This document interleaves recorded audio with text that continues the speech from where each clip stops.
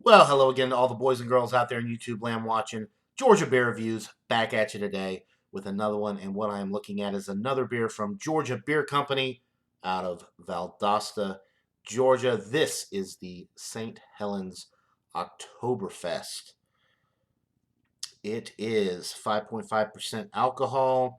IBUs are not listed on the label. It does say malty, rich lager. A little bit of information on the can about this beer. It says, in White County, Georgia, lies the small town of Helen, famous for its alpine architecture and annual Oktoberfest celebration.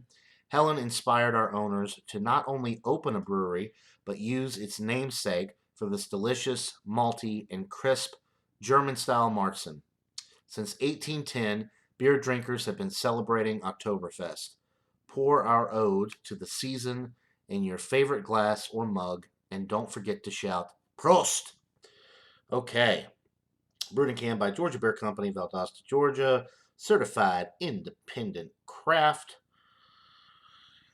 Let's check it out, shall we? I was very pleased with the raspberry blonde ale, strawberry field party that I drank earlier. You can check out my review on that if you're interested.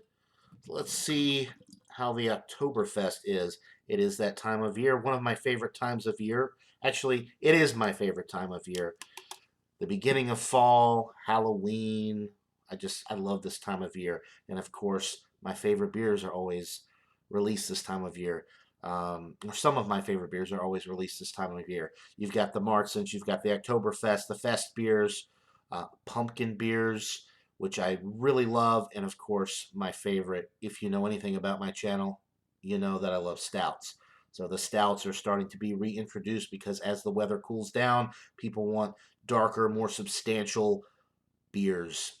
And what better type of beer to drink in the fall and winter than a nice high alcohol bourbon barrel aged imperial stout? Okay, so back to this beer, the St. Helens Oktoberfest, a nice copper, kind of a cross between a copper and an amber color. It did pour with about a finger's worth of a head, which dissipated very quickly. There's some nice fizzy action going on that I can hear. Not quite on the level as like a soda pop, but you can definitely hear that carbonation when you put your ear up to the glass. A few streaming bubbles going up the glass as well, so it looks like a pretty highly charged beer. It's interesting, some of the more highly charged, higher carbonated beers, the head dies away more quickly for whatever reason. Okay, so the appearance is nice, the aroma, getting a lot of bready malt character, some caramel notes, roasted malt,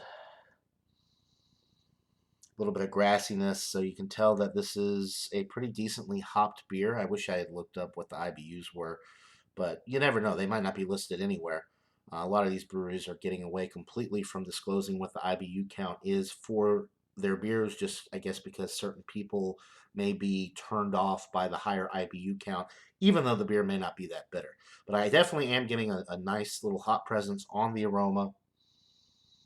5.5%, that's a pretty good ABV for an Oktoberfest. A lot of them sit right around 5. I think the highest Oktoberfest I've ever seen was like a 6.2. But anyway, not important.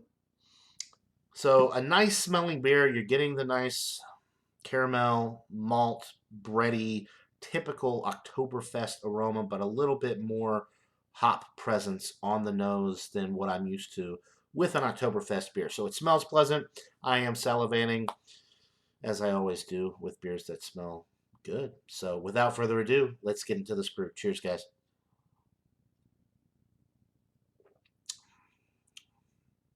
Mmm. Nice, rich, bready notes, a little bit of caramel, a little bit of caramel sweetness, nice, lightly toasted white bread notes in the middle of the sip, a little bit of an earthy and herbal type hop note on the back end with a slight bittering finish. Light bodied, medium carbonation, crisp, clean, refreshing, dry on the finish, super inviting. 5.5%. You could session this thing. Definitely would want to drink a few. Mm. Man, this is really good. I know I reviewed this on the on Louisiana Beer Reviews, the Oktoberfest themed or Oktoberfest slash Fest beer themed show that Mr. Terrio did. Oh, it's been a few weeks now, so I don't remember what I rated this, but I'm digging this beer. It was a crazy night when I was on reviewing this because I had lost power. I was literally sitting on his show with candlelight, and I was on my cell phone using my 4G because, like I said, my power was out, just so I could join the show. And so I don't remember at all what I gave the spear as a rating, which is a good thing because I don't want to be biased. I don't want to base the rating on my review on Terrio's channel. This has got it all. It's malty, it's hoppy without being too hoppy, it's light bodied, nicely carbonated, crisp, clean, refreshing, dry, sessionable. The caramel malt is really coming through nicely with this, maybe a little bit more so than some of the more mass produced Oktoberfest that I've had over the years. I'm going to go with a 96. It's a solid A, a little bit more than a solid A. 95 right down the middle would be a solid A. This is a little bit above that, so 96 out of 100, getting up there. Not quite world class. I have had better Oktoberfest, but not many. It is excellent, and I would highly recommend it if you could find it in your area. Georgia Beer Company, like I said, is out of Valdosta, Georgia. Their distribution, I believe, is pretty local, but if you live in the state of Georgia, chances are you'll be able to find this beer. I don't think they distribute much outside of that, but you never know. You might get lucky. If you can't find it, I definitely recommend that you pick it up, buy it, try it. Let me know what you guys think. So 96 out of 100 for the Georgia Beer Company, St. Helen's Oktoberfest. That'll do it for this beer review, guys. I hope you're all having a wonderful day. And until next time, cheers, everybody. Good stuff.